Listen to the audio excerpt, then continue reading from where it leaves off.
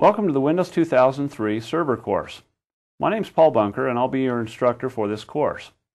I've been dealing with Windows for the last 10 or 11 years and started with Windows NT 351 and have certifications from that operating system up to Windows 2003. Of the prerequisites for this course, we would like you to have Windows XP or Windows 2000 Professional training. In that, you should have covered things like local users, user profiles, share and NTFS permissions, hardware device installation, and offline files. You'll notice quite a bit of overlap with some of the concepts with Windows XP or 2000 Professional.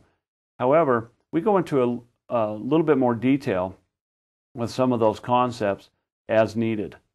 Some of the concepts that we will be covering individually with this course and more specifically include Active Directory, domain users and groups, fault-tolerant disk storage, IIS, SUS, and terminal services.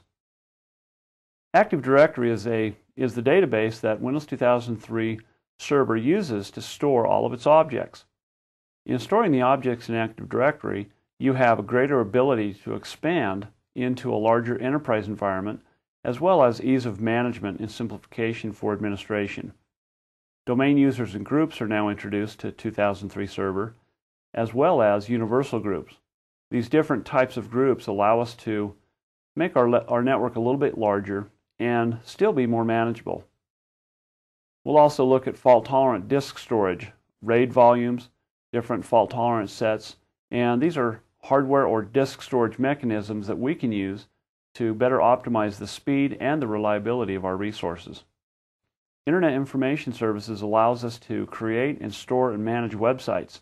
With this, we will learn how to build the websites and host them on one machine or across multiple machines. Also, we'll look at SUS, or Software Update Server.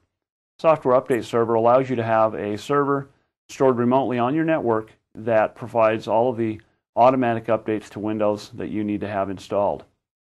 Finally, we'll look at Terminal Services. Terminal Services allows the clients and administrators the ability to access machines remotely as though they were sitting there at the local desktop.